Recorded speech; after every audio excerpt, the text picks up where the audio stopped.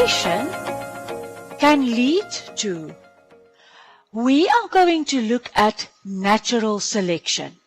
And if you look at the picture, you see a poor little giraffe that cannot reach the branches to have something to eat. So, the one with the long neck could reach. The one with the short neck cannot reach. And in simple terms, we say that this is how what they inherited from the ancestors. The one inherited a gene for a longer neck. The other one did not. And now, the short neck one get less and less food, especially during drier times, where all the animals eat at the same height.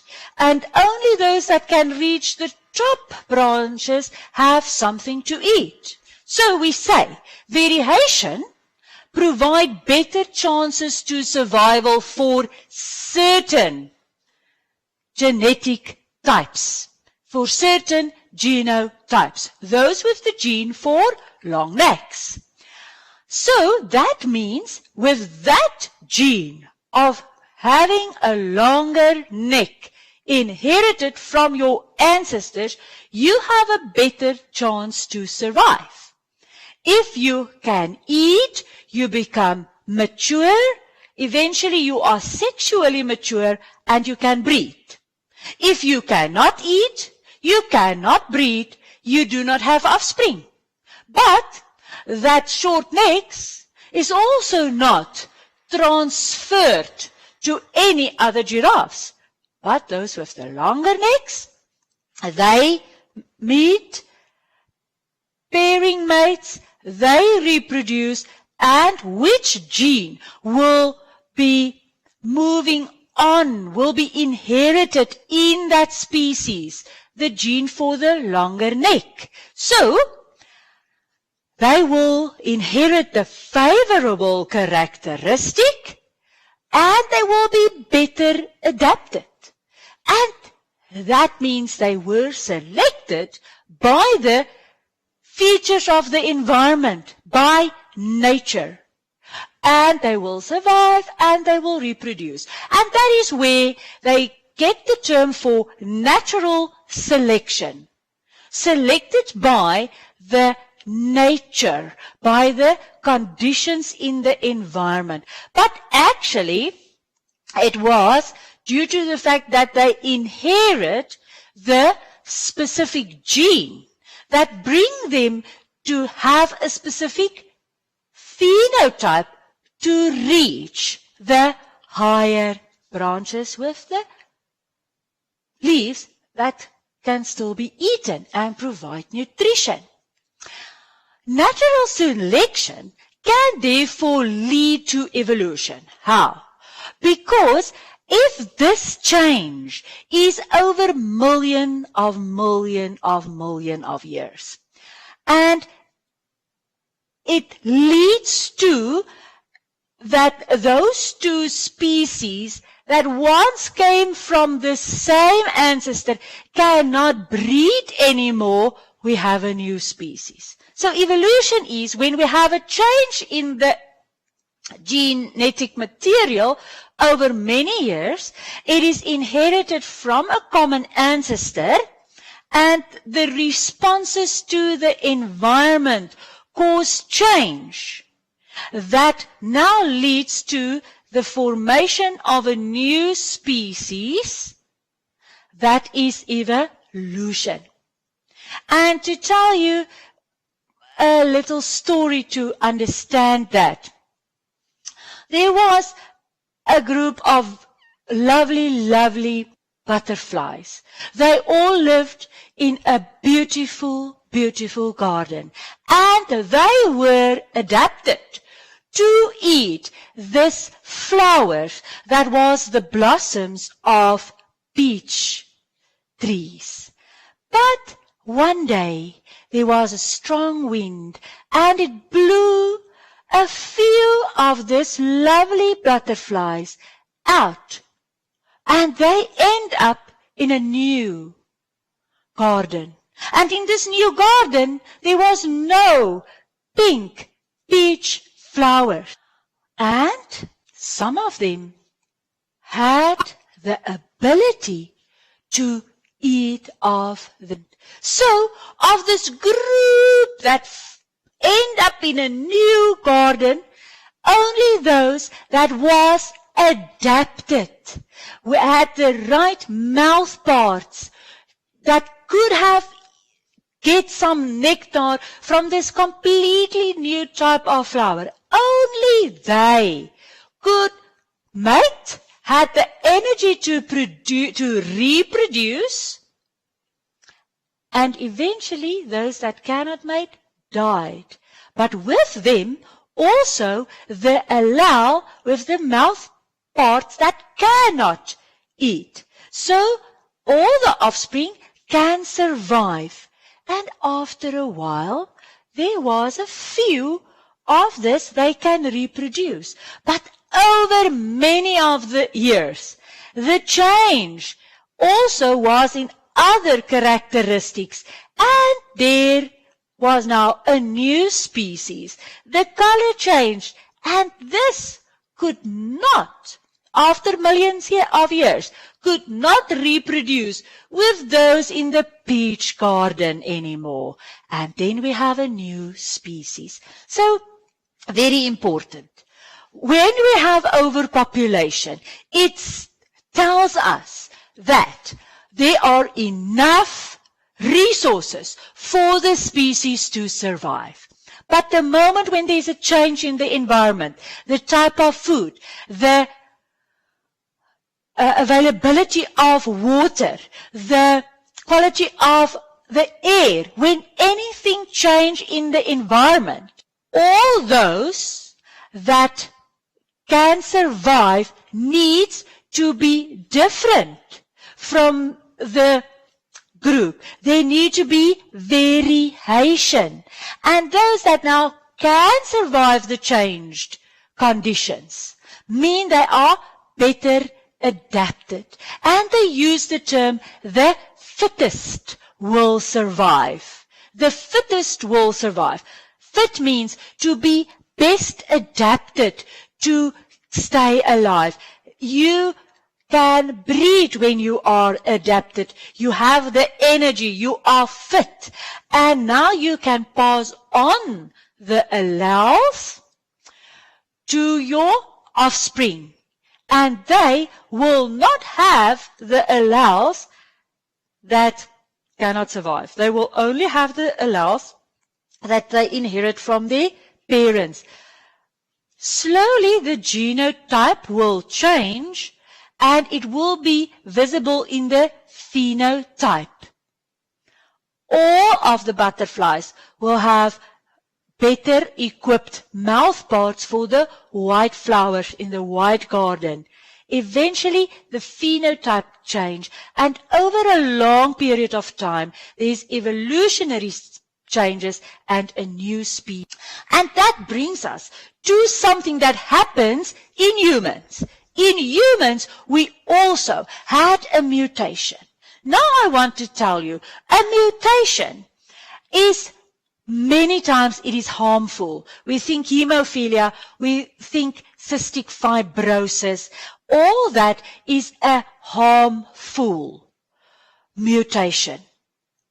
But some mutations, like the sickle cell anemia, had a slight advantage. Let me tell you about sickle cell anemia. Now we know a normal blood cell. Now, there you see a normal blood cell is disc-shaped and it is biconcave because it increase the surface area to transport oxygen on the hemoglobin. Because of a mutation, the shape, the protein that caused the shape of the blood cell, the red blood cell, to look like that, change and it looks like this. A blood cell, red blood cell, is also called an erythrocyte. And what now happens is A normal blood cell can move easily and smoothly, even through the tiniest of capillaries. And there's much more space in it to transport oxygen on the hemoglobin. The abnormal sickle cell has less space to transport oxygen, abnormal hemoglobin, and it gets stuck in the hooks and it forms a clot there. So it stops the normal flow and transport of oxygen. So when you have cells like that, you do not have enough or even any oxygen at some parts of your body. And they do not grow old when they have sickle cell anemia, because you need the oxygen. For what? You need the oxygen during the process of aerobic respiration, grade 12s. Oxygen, aerobic respiration, to release enough energy in order to do all your functions. Now, so let's look at a video that explains this to us. Sickle cell anemia is a genetic disease that affects hemoglobin, the oxygen transport molecule in the blood. The disease gets its name from the shape of the red blood cells under low oxygen conditions. Some red blood cells become sickle-shaped, and these elongated cells get stuck in small blood vessels so that parts of the body don't get the oxygen they need.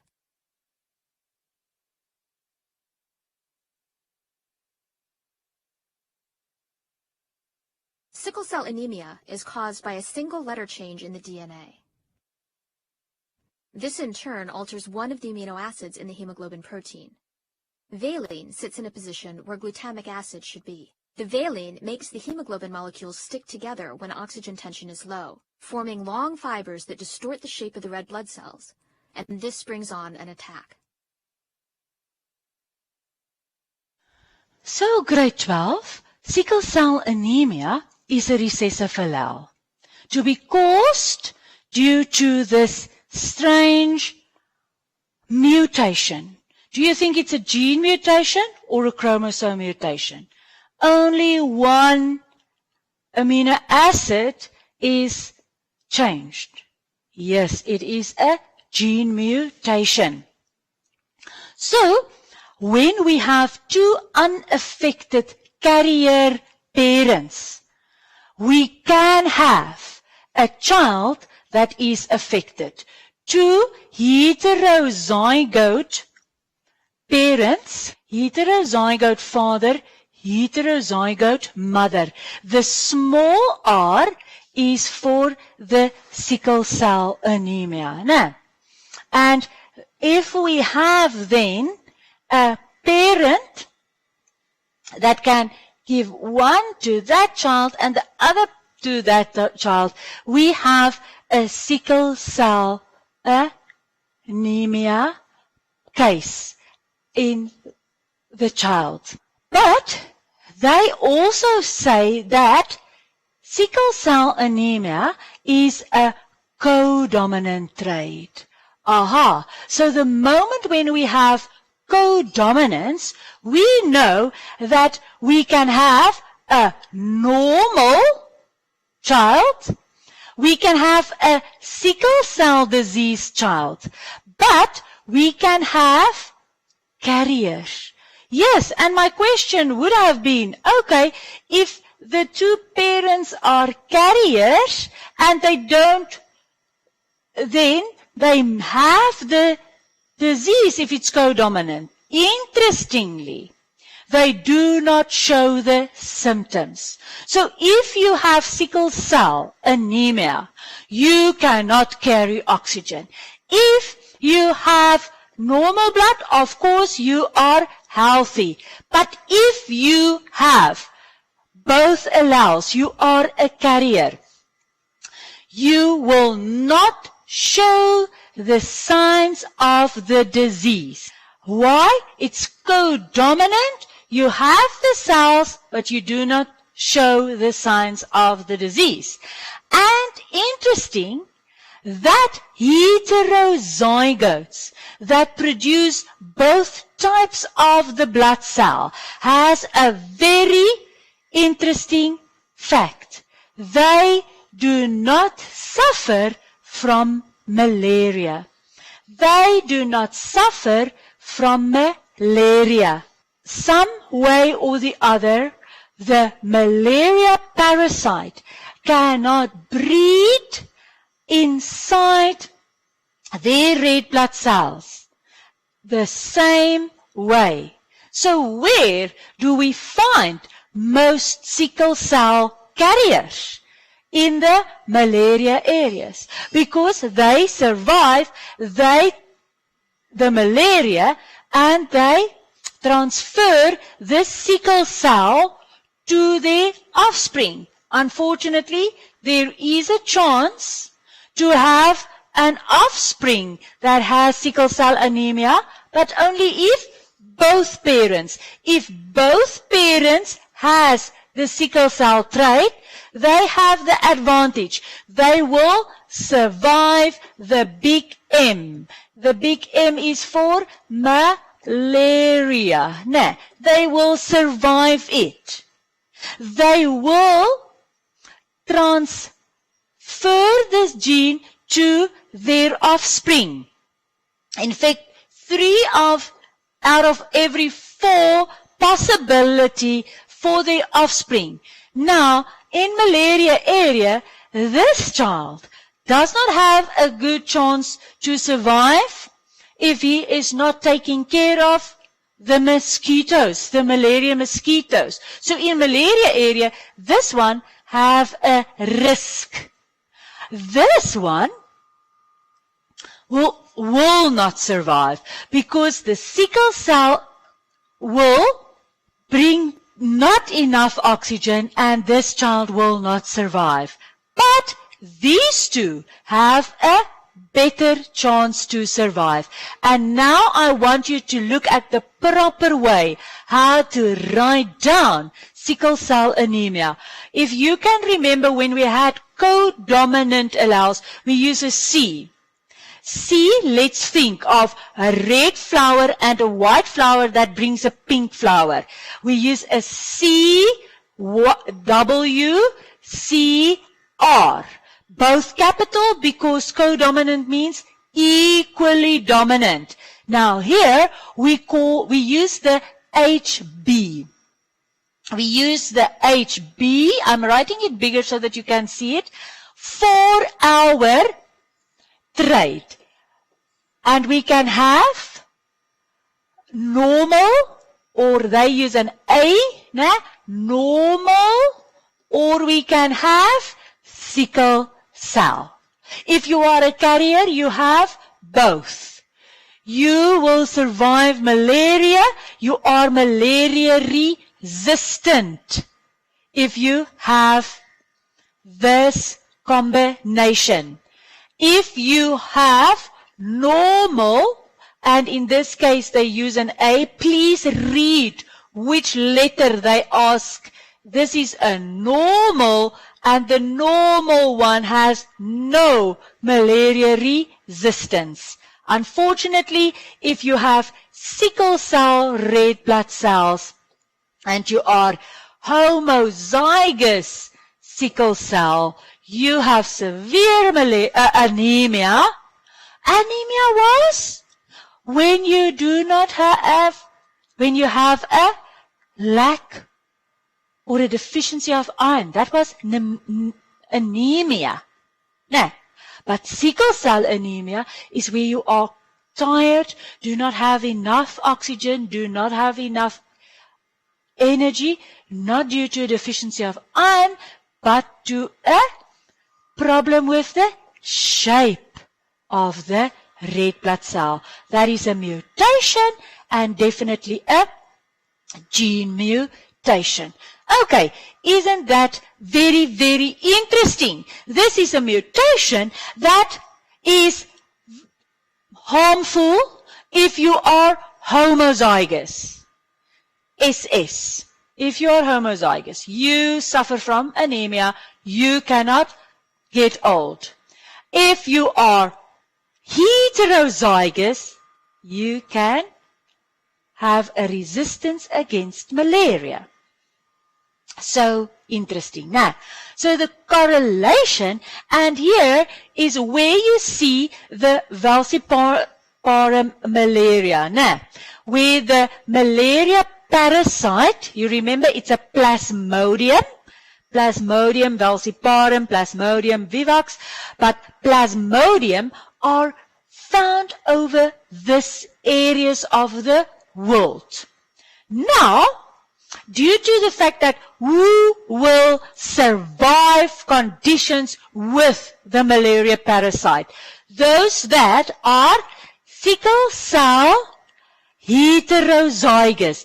And if they draw a map over Africa where there are the sickle cell occurring most, is where the malaria parasite is occurring most. And we can say that is natural selection, because the environmental conditions cause the transfer of the sickle cell to have an advantage. They will stay alive if they are carriers. You agree? You will not stay alive if you are homozygous sickle cell, but you also have a chance to die if you are homozygous normal hemoglobin. In the areas where malaria parasite is getting into the body, burst the red blood cells, in any case cause huge number of deaths. Now, and that is why we link sickle cell anemia with the natural selection. Okay, that is then our story for mutations and sickle cell anemia.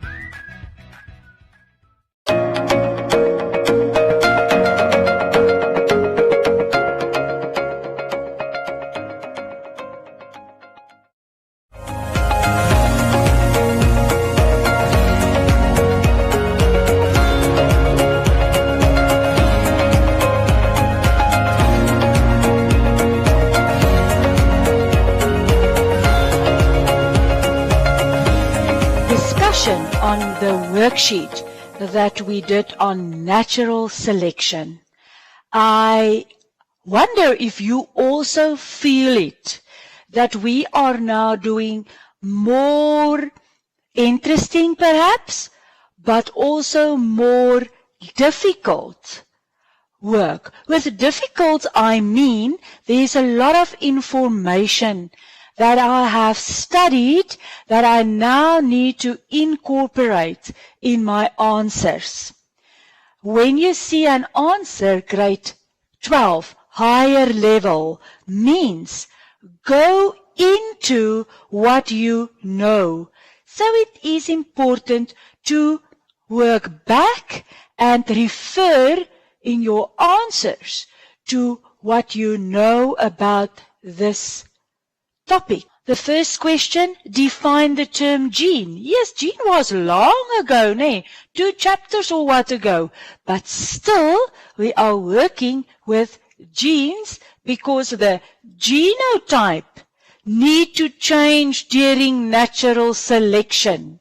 And when the genotype change, the phenotype will also change. And then there is some changes in the organism which can help the organism to adapt. Please remember, it's if one organism adapts, we cannot say it is evolution or evolution is on its way, or we cannot say that the whole population will survive. So just a little hint here which I want to talk about, and that is, when we talk about natural selection, it is about the population. Yes, it starts with a few individuals, but in order to have this carried onwards, it needs to change the population. That is one important thing. And the second word that I want to use here is the word competition.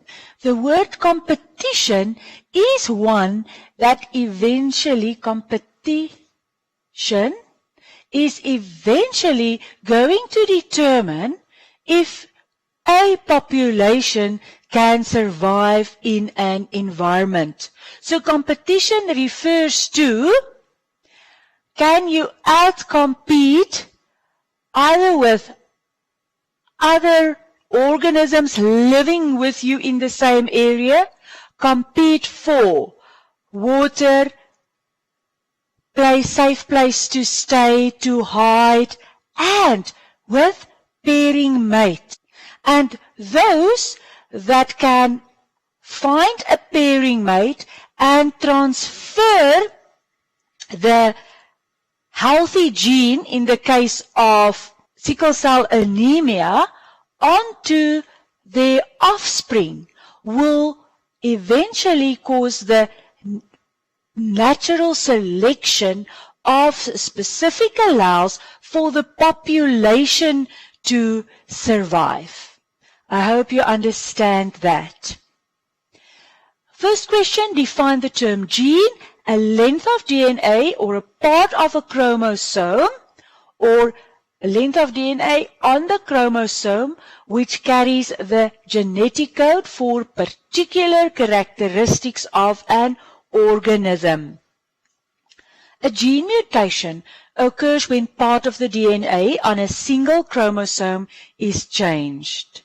State 2 factors. We call the factors mutagens that may increase the rate of mutation. A factor that may increase the rate of gene mutation is a mutagen. We have the UV rays from the sun. We have X-rays or gamma rays. Also chemicals like tar in cigarettes would have been the correct answer. Sickle cell anemia is caused by a gene mutation. Gene, and just a bit of revision here, a gene is a specific sequence of